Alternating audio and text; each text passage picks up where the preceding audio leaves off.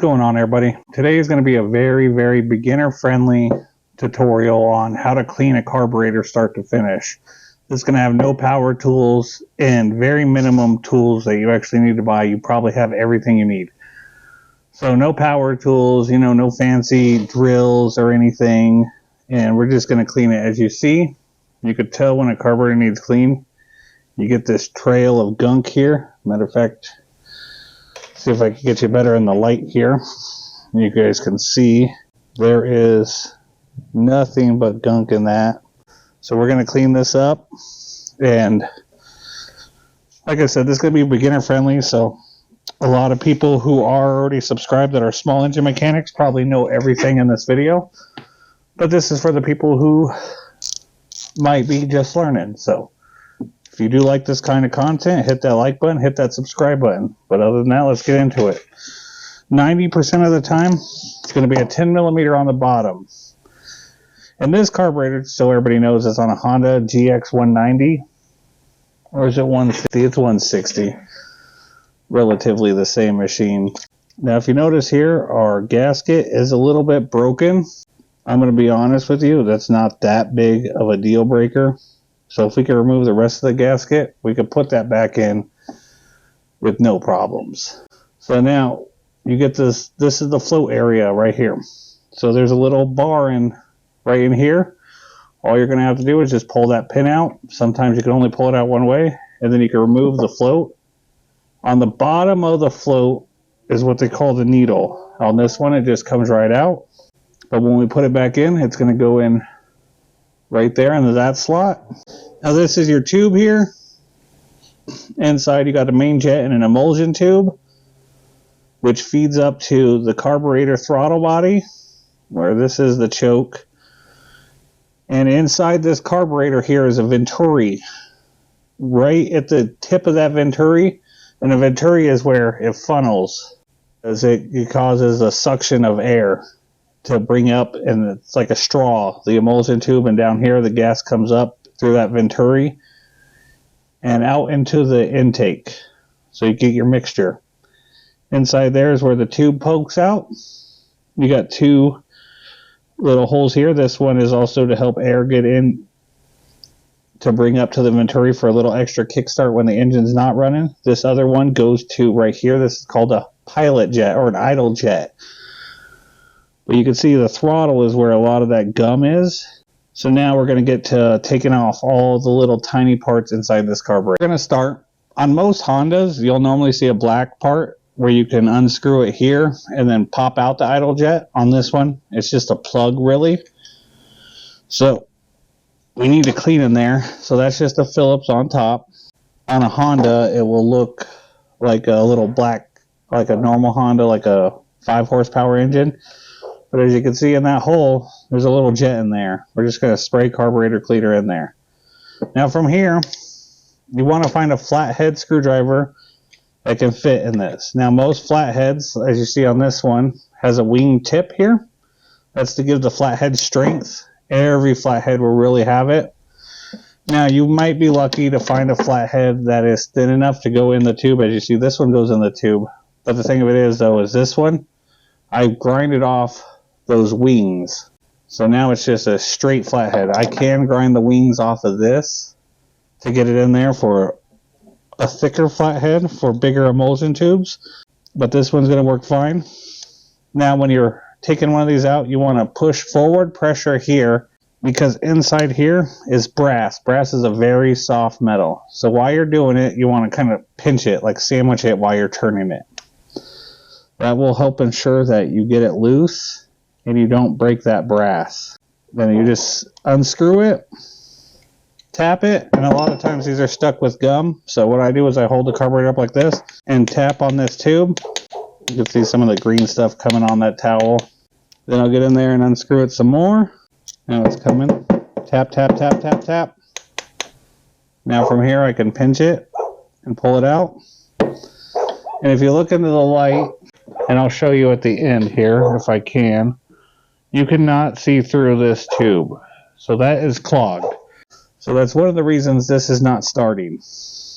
Now, we got another thing we can remove inside here. That's what I call the emulsion tube. but I think a lot of people call this whole aluminum cylinder the emulsion tube. Now this is my trick. I've never seen anyone else do this trick before to get whatever out. Most of the time they go in here and push down on it, and that's unreliable. What you do is take a pick, any pick. These are 97 cents at Harbor Freight for a set of 4. All you need is a straight pick. You're going to line it up with that hole of the emulsion tube, and like I said, brass is soft metal, so don't hit it with a hammer or nothing, just lightly tap it. And now from here, you just, there you go. That's my pro tip right there to get this emulsion tube out. Then you just pull this out, and bam, we got it out. Now from here, since we pretty much got the whole carburetor disassembled, if you have an ultrasonic cleaner, you could throw it in there, but we're not using one today, so we're going to spray inside this tube here where the jet and the emulsion tube goes into the venturi. And we're just pretty much cleaning everything with this carburetor cleaner. Now, the throttle is where all that green stuff was, so we're going to open the throttle up, and we're just going to be cleaning in there. And all that green stuff is gone. That's good. We're going to spray inside here. We should see fuel or carburetor cleaner come out the intake. We can actually do it the other way too. I need a new can of carburetor cleaner real quick. Yeah, this is out. Let me get a different. A lot of people ask if I'm a brand loyalist to like carburetor cleaner. As you see, I was just using O'Reilly's carburetor cleaner. Now I'm using Stable. This is a name brand carburetor cleaner. It's more expensive. I don't like the head of this one, so to be honest, I prefer the cheaper ones like the Super Tech or the O'Reilly's or the AutoZone. Yeah, because I just don't like the head of this one. Now see, we should be seeing a lot more carburetor cleaner come out this end. So it's pretty gummed up. There we go. I think that's clear now. That's where the needle goes. Now you see here, there's a hole here, right in there. Then you put it on the face. You try to go in every hole you can. And when you see carburetor cleaner, like it is coming out the back, you know you cleared it out. This one is coming out the idle jet. So we'll also spray inside the idle jet and see it come out here. Yep. I like to get the outside a little bit, wipe off these marks so I know I've worked on it or someone's worked on it before. You don't have to do that. Now the main problem. Now a lot of people say you can use a bread tie to clear out these jets. I have a set of carburetor cleaning brushes. These things are dirt cheap on Amazon. You can get one if you want to. And see, just like that, I've already cleared out the obstruction. But you can use any thin wire. If you do piano, use piano wire or guitar wire. I know I said I'm not going to use power equipment, but this is what I would normally use. It's a little micro drill. And I'll have links on Amazon if you want to get any of this. But I like this because it fits the drill bit. Well, this is a different size, but normally it gets right in there and cleans it all out. But like I said, we're going to use just these carburetor or wire. So now all you got to do is find a wire thin enough to poke through. Then from there, just wire it out. These have grooves on them, so it helps. Now you can spray a little carburetor cleaner in there. And you want to see it pretty much go through like that. Now let me show you. Now look, now you can see right through that. Just barely, but you can see through it. So we know that's clean. Now, to be honest, this thing should be pretty much good to go. We're going to clean out this tube a little bit here though. Just make sure all the holes are clean on this. You can run your wire through it too. And like I said, if you're just starting this business, you don't need a shit ton of tools or a lot of tools to start this. This is all basic stuff. Everything I'm doing to fix this generator I bought for under $20. And doing this repair is going to make me $90. So that's not a bad investment. $20 worth of tools. There's a bunch of green stuff on the end of this. We can just fish it out. So yeah, this is, and most of my repairs I've ever done, you don't need, a fancy compression. Most of my tools are all Harbor Freight tools. And a lot of times you buy them as you need. If you come up something you need a spark plug tester, that's when you go and buy your $5 spark plug tester, and then you have it for everything else. If you need any kind of equipment, you just buy it as you need it. Now let's put this thing back together. So anytime you're looking at an emulsion tube here, there's going to be a band. Most of the time there's a band here and a band here. It's double banded, but this one is not. Always the longer side with the band at the bottom, that's going to go up top because it has to poke up through the carburetor. So you just push that in there. Now that should just fall out pretty easy, which is good. It's not gummed up and stuck. You just push that up in there, and you don't have to actually get in there and push it up, because as you screw in this main jet, it will force that to go up into the venturi there. God, it is bright and sunny outside, and I need better lighting. That is good to go. All nice and pretty. Now let's put the needle float back in. That just hangs in there like that while you drop it in place. You're going to put this pin back in. Goes through one of these ears to the neck, through the float, out the next. Now there is a whole bunch of things adjusting floats and everything, but to be honest, 90% of the time you're not going to need to. You can use your mouth, blow in this, plug it. If it stops air, you're good. Open it. So I'll show you an example. I know it's a little gross here and there, but it helps. Air's coming out. That just tells you that it is stopping. You know, you can buy a fancy pressure tester to pressure it up and see if it pops out, or what PSI, and like that is all unnecessary stuff. So let's finish putting this back. Like I said, our gasket was broken. You can replace it. It is that little tiny crack is not going to make or break this. Once we put this on there, it won't even affect it, I promise you. There will be no leaking of gas out of this carburetor. I've been doing this for a long. You always want to try, in my opinion, to do it the cheapest way possible and save money.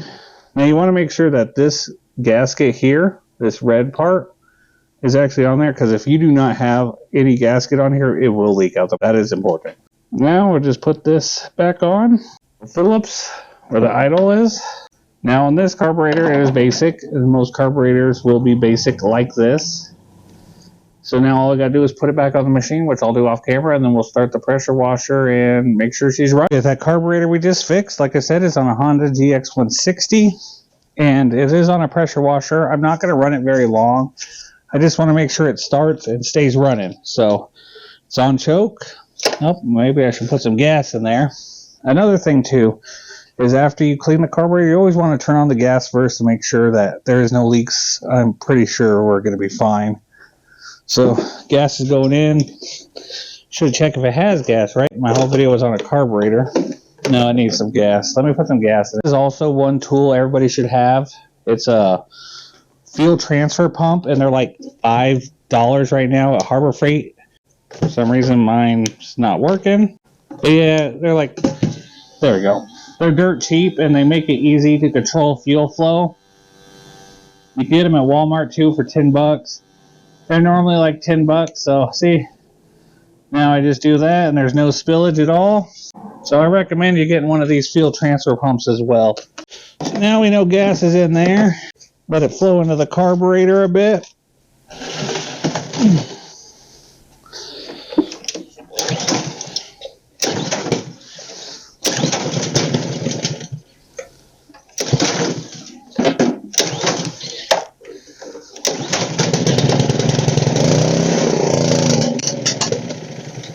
And there we go. It does run, and I'm pretty sure it's going to stay running. So again, if you guys like this video, hey, I make videos like this all the time. So hey, hit that like button, hit that subscribe button, and I hope you guys will come back and watch some more videos. And if you're starting this business, keep it up. It's worth it in the long run. Small engine repair is going nowhere. Have a good